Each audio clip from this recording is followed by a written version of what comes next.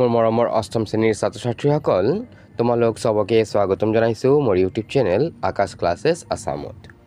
ছাত্ৰ-ছাত্ৰীসকল আজি মই তোমালোকৰ বাবে ভূগোল আৰু অৰ্থনীতি বিজ্ঞান নামৰ পাঠ্যপুথিৰ পাঠ নম্বৰ 10 যাৰ নাম হৈছে মানৱ সম্পদ উন্নয়নৰ প্ৰতিবন্ধকতাসমূহ আৰু চৰকাৰৰ ভূমিকা এই পাঠটোৰ অনুশীলনীৰ প্ৰশ্ন উত্তৰখিনি আগবঢ়াবলৈ গৈ আছো। আশা কৰো ভিডিঅটো তোমালোকে ভালে পাবা। কিন্তু ইয়াৰ আগতে যিসকলে চেনেলটোত প্ৰথমবাৰৰ কাৰণে আহিছা তোমালোকে চেনেলটো সাবস্ক্ৰাইব কৰি ল'বা আৰু লগতে কাষত থকা বেল আইকন ক্লিক কৰি দিবা যাতে মই দিয়া তোমালোকৰ যিকোনো সাবজেক্টৰ ভিডিঅ'বোৰ তোমালোকে সবাতোকৈ প্ৰথমত পোৱা। আমাৰ প্ৰথমটো প্ৰশ্নটো দিছে চমু উত্তৰ লিখা। মানৱ সম্পদ উন্নয়নৰ বাধাসমূহ কি কি?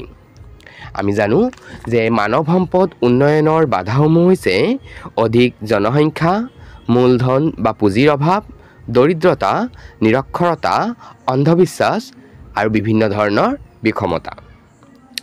দ্বিতীয় প্ৰশ্ন, যিকোনো তিনি প্ৰকাৰৰ বিষমতাৰ নাম উল্লেখ কৰা।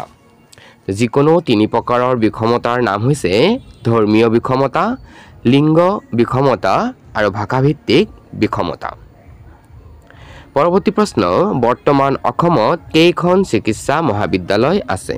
উত্তৰটো হ'ব বৰ্তমান অসমত 13খন চিকিৎসা মহাবিদ্যালয় আছে। পৰৱৰ্তী প্ৰশ্ন, অসমৰ ৰাষ্ট্ৰীয় কাৰিকৰী শিক্ষা প্ৰতিষ্ঠানখন ক'ত অৱস্থিত? শুদ্ধ উত্তৰটো হ'ব অসমৰ ৰাষ্ট্ৰীয় কাৰিকৰী শিক্ষা প্ৰতিষ্ঠানখন শিলচৰত অৱস্থিত। 1 নম্বৰৰ অন্তিমটো প্ৰশ্ন ধৰিছে সুস্থ শৰীৰৰ বাবে মানুহক কিহৰ প্ৰয়োজন? সুস্থ শৰীৰৰ বাবে মানুহক পুষ্টিকৰ খাদ্য আৰু উন্নত স্বাস্থ্য ব্যৱস্থাৰ প্ৰয়োজন। আমাৰ 3 নম্বৰ প্ৰশ্ন ধৰিছে খালী ঠাই পূৰ কৰা। মানৱ সম্পদ উন্নয়নৰ অন্যতম প্ৰয়োজন হৈছে দেশ, স্বাস্থ্য আৰু পৌৰ সুবিধা। তো ইয়াত হ'ব শুদ্ধ উত্তৰটো শিক্ষা। দেশ লোকসকল অতি সহজে বিভিন্ন ধৰণৰ শোষণৰ বলি হয়। এয়া হ'ব কি? নিৰক্ষৰ। শিক্ষাৰ অধিকাৰ আমাৰ অন্যতম দেশ অধিকাৰ। এয়া হ'ব মৌলিক। দেশ চনৰ পৰাই আমাৰ দেশত শিক্ষাৰ অধিকাৰ আইন প্ৰৱৰ্তন কৰা হৈছে। এয়া হ'ব 2009।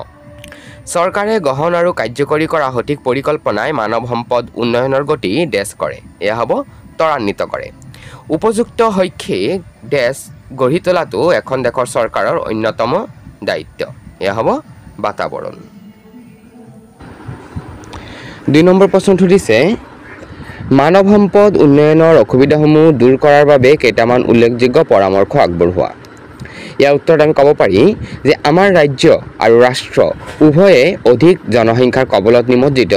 এই মানৱ সম্পদৰ উন্নয়ন ঘটাবলৈ হ'লে জনসংখ্যা বৃদ্ধিৰ এই দ্ৰুত হাৰ হ্ৰাস হ'ব লাগিব। 2 নম্বৰ ক'ব পাৰি যে মানৱ সম্পদ উন্নয়নৰ আটাইতকৈ প্ৰয়োজনীয় কাৰক শিক্ষা, স্বাস্থ্য আৰু অন্যান্য পৌৰ সুবিধাৰ ব্যৱস্থা কৰিব লাগিব।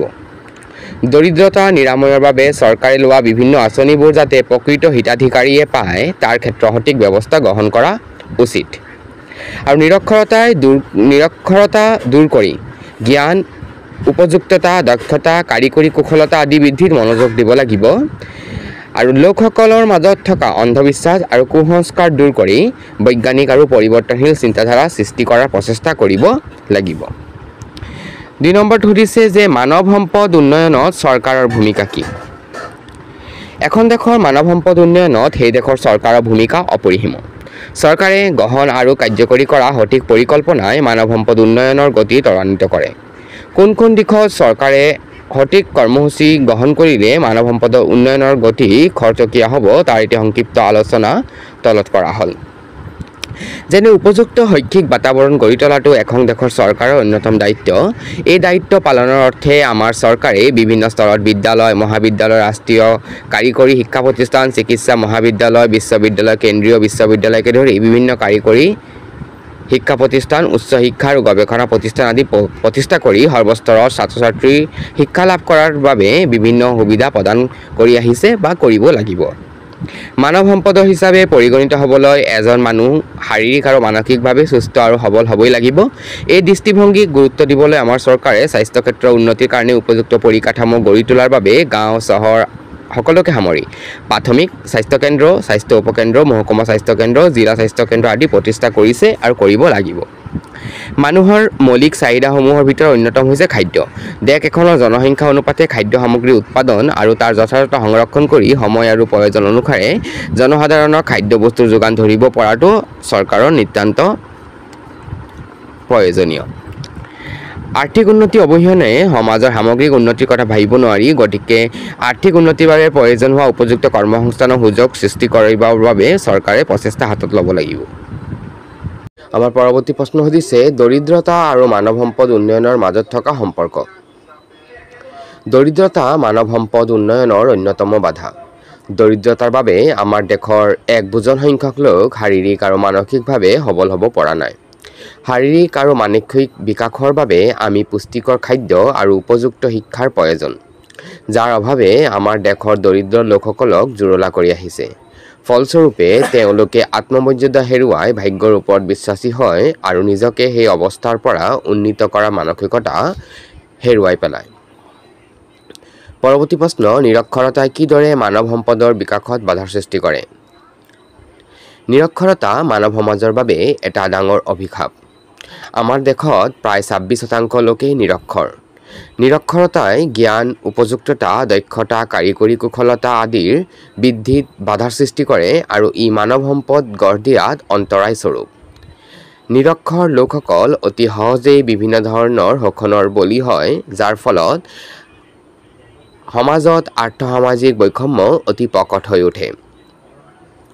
আজি আমাৰ ভিডিঅ'ৰ অন্তিমটো প্ৰশ্ন হ'ল অন্ধবিশ্বাস তথা কুসংস্কাৰে মানৱ সম্পদৰ বিকাশত কেনেদৰে প্ৰভাৱ পেলায়?